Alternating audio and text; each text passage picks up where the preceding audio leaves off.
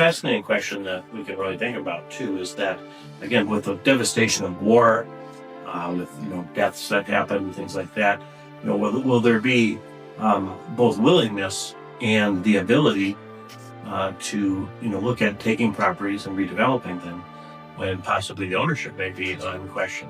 Maybe there are people that have relocated to other countries during the war or something, or before the war, and maybe have some reluctancy to come back. Trying to find chains of ownership and things like that of properties. I can imagine that would be a very complicated process. And then, of course, there would be some instances where there's just so much devastation, or maybe even toxic issues that relate to war, war-related events and things like that have to be cleaned up. And these are all affect this real estate development and the rebuilding of different cities and towns and countries. The other thing is just honoring places where there might have been devastating attacks and things like that.